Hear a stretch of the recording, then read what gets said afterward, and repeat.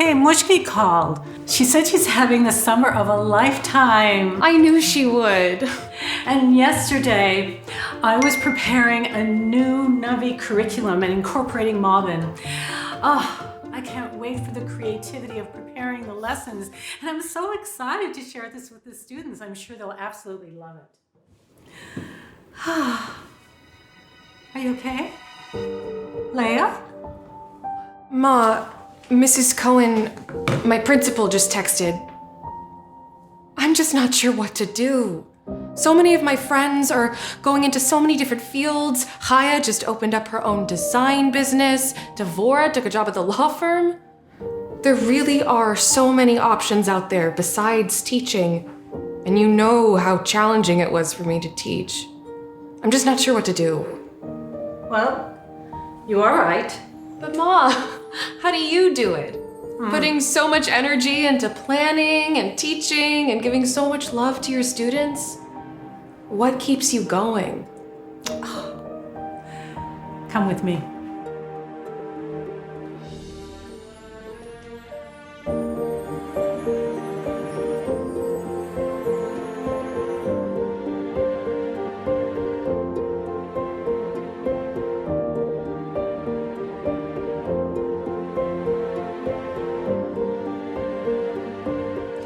I am so lucky. I have the best job in the world and the most amazing shlichus. I look at the letters from all of these students, and that's the reminder I have.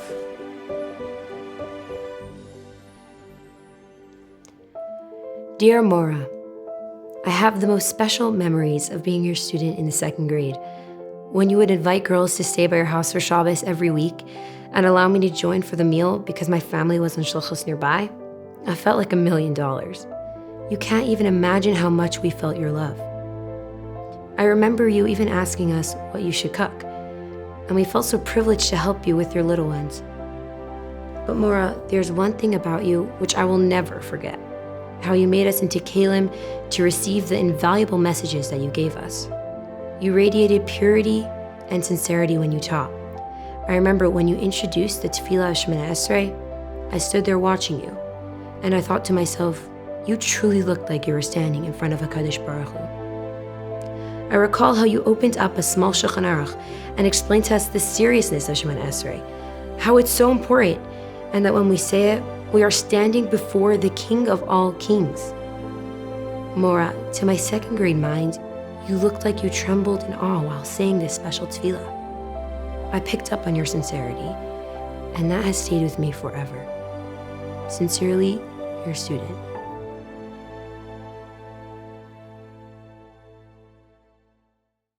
Dear Mora, there was something you told me in the second grade that has stayed with me forever. At the end of the year, our class put on a choir and a few girls received a solo part. I loved singing and felt offended that I didn't get a solo.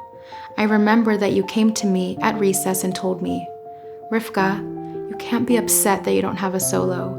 Everyone has something that they are strong in. Some girls are very good at singing with a beautiful voice, and you are very good at figuring out a Rashi on your own. Mora, I still love singing, but your comment gave me so much confidence in my learning that today I am a Chumash teacher myself. Sincerely, your student.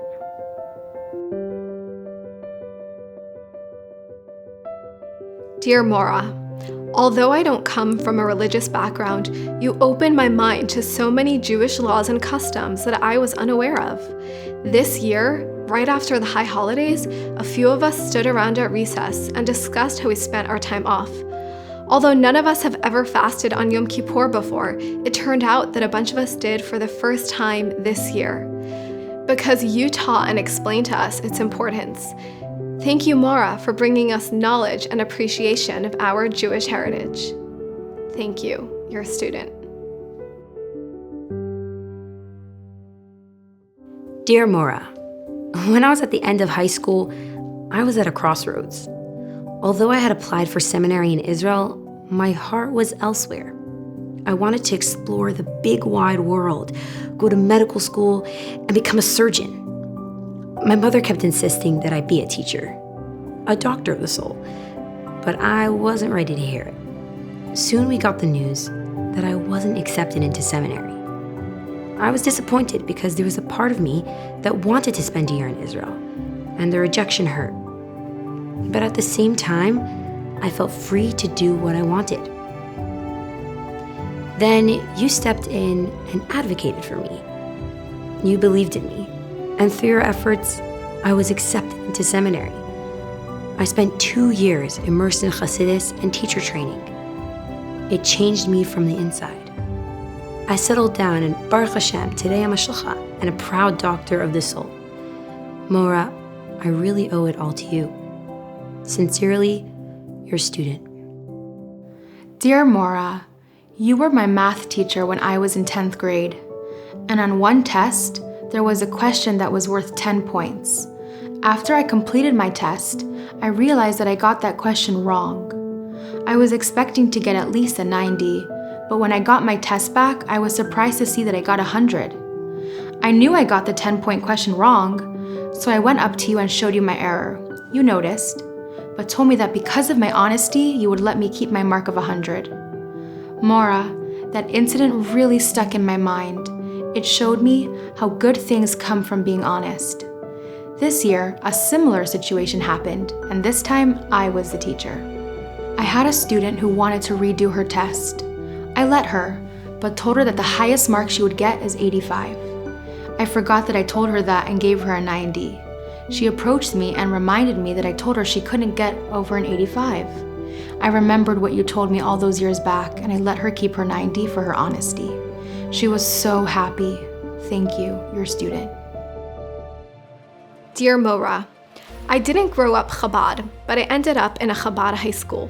When I was in 10th grade, I felt really touched by hearing about the Rebbe and by learning Chassidus, Tanya, and Sichos. It caught my attention, and I was interested in learning more. I was thirsty to learn more. It was so new and so fascinating to me. At the same time, my family was going through the process of becoming Chabad, and I felt a bit unsure. I thought, is this my Rebbe? Am I Chabad? Where am I, and what am I doing in this school? And how am I supposed to be taking all this and applying it to my life? As my teacher that year, you made the time to speak to each student in the beginning and at the end of the year. I remember sharing this exact feeling with you and how I felt so happy to be there, but it felt so new. How I felt unsure where I was headed and who I really am.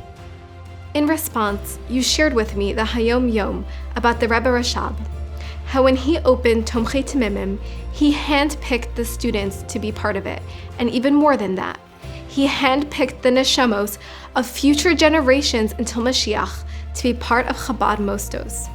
You highlighted that it means that I was handpicked by the Rebbe Rashab to be here and to take inspiration to internalize.